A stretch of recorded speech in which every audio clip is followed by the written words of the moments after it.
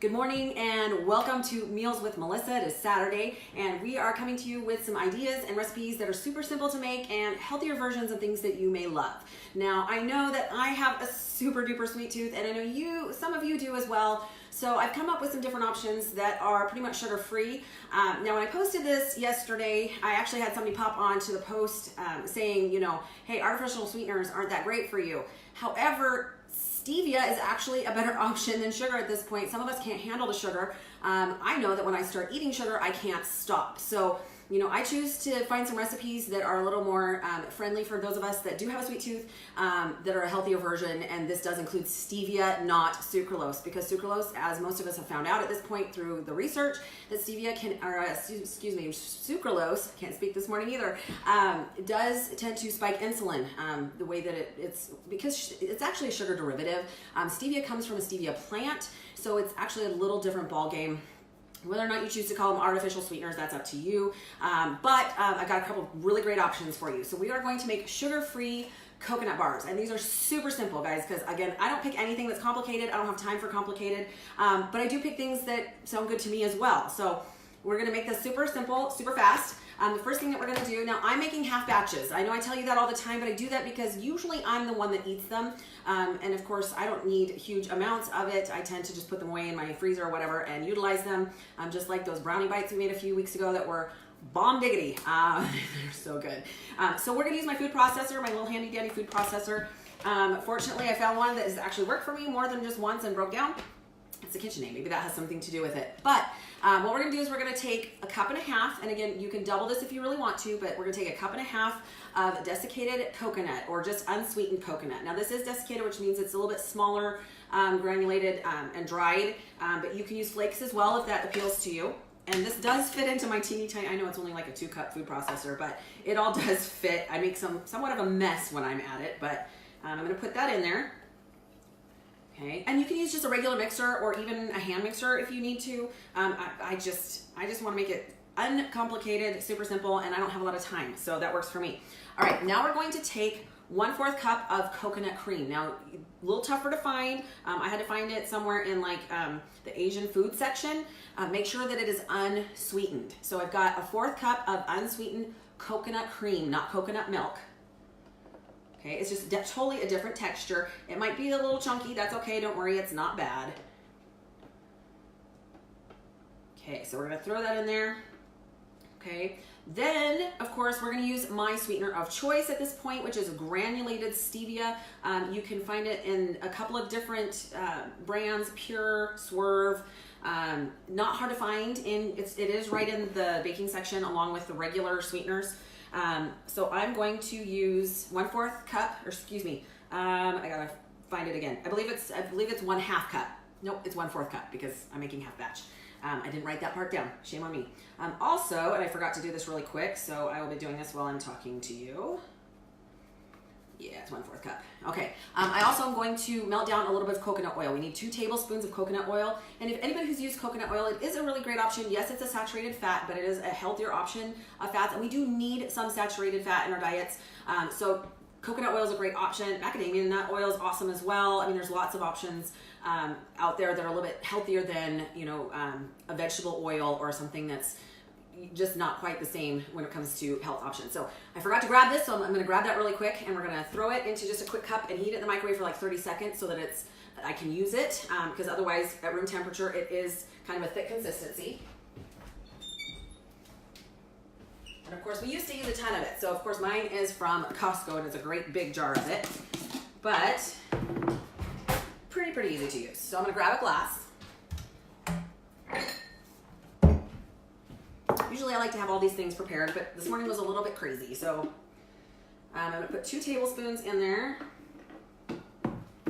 So like I said, it's kind of a thick consistency, so unless you warm it up just a little bit, it is really difficult to try and get it to mix up correctly in our mixture that we're working with here. All right, so got that done, making a mess because I'm good at that. All right, I'm gonna throw that in the microwave for just a sec. Got a new microwave, but it's a little noisy, so you might be able to hear it in the background there. But Meanwhile, I want to talk to you really quick about the last ingredient that we're going to add, which is sugar-free chocolate, believe it or not. Now, I did some major research on this because, of course, my goal at this point is really to stay away from sucralose as much as possible because it is an artificial sweetener and it has been proven again to actually spike insulin, which we're obviously trying to avoid because that's why we're avoiding sugar. So I found a brand called Lily's, and I'm sure that there's more than one brand, but this is the predominant one. This is completely sugar-free. It is made with stevia, so it is a much better option than, of course, you know, full on. Now, if you're not trying to avoid sugar, you can use regular sugar, regular chocolate chips, or a regular dark chocolate. But of course, I'm happy as a clam to use this. Now, I'm not gonna lie, it wasn't cheap. I want to say it was $7 for 9 ounces. You can get it on Amazon. I got it locally here at Yolks or your local health food store. But what we're gonna do with this is we're gonna actually melt down about a half an ounce and put it in a baggie and kind of stripe our coconut. So let me grab the coconut oil. I'm obviously just noisy. That's just me. Okay, so I'm gonna put it in here with the rest of the ingredients. Okay, and I'm just gonna pulse it up until it's nice and mixed. I am gonna scrape it down with a rubber scraper because it does kind of get a little pushed to the sides as I go.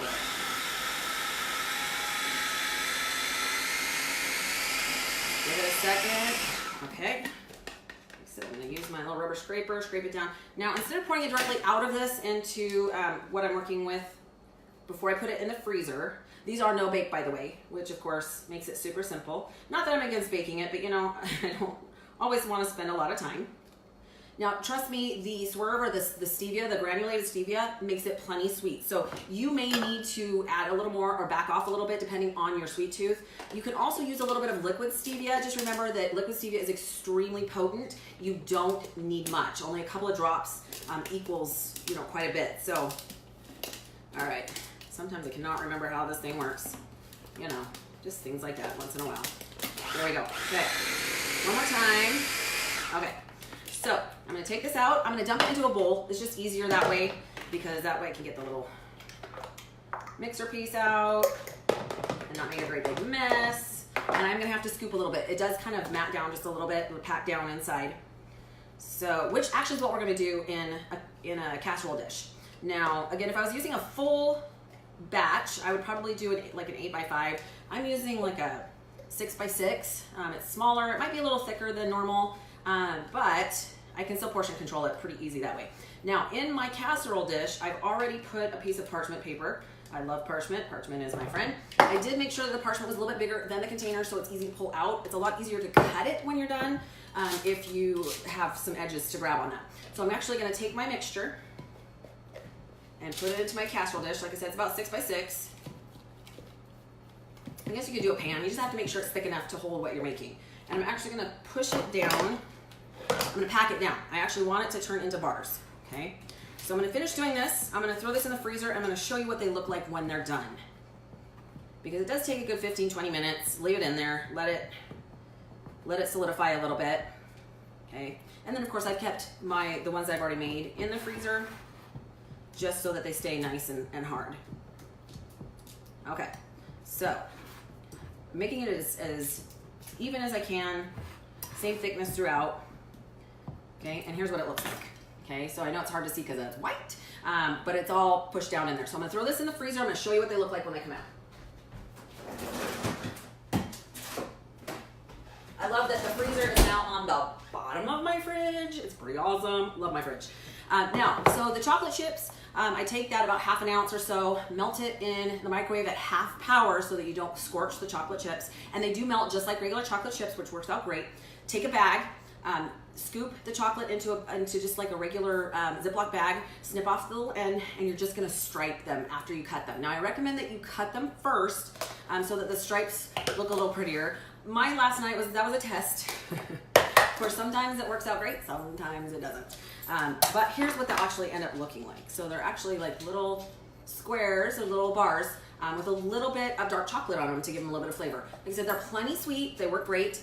You know, if you have a sweet tooth and you just need something. Now, again, please make sure that you put it in MyFitnessPal. You still have to count it as macros. And because we're leaning more towards fats instead of sugars, you still have to count that. You want to make sure that you're within your macros, whatever that formula might be for you at this point. So hopefully that gives you some great ideas. I love coconut. Some of you don't. That's okay. We come up with some great ideas here and there. And if you have any great ideas that you want to pass along, I love sharing this stuff. This one, I can't tell you where I got it from, but I will post it down below with the recipe, just because, you know, I'm on my phone and that's what I got to look it up as. No Meals with Melissa next weekend. I will be in San Francisco for a photo shoot, but we'll be back to normal the week after that. But do stay tuned this Wednesday night at 6 p.m. Pacific Standard Time for Q&A Wednesday. We always have a great topic for you. So have an incredible weekend, guys. Try it. Let me know what you think. I love to hear back from you. So have a great day, guys. Bye-bye now.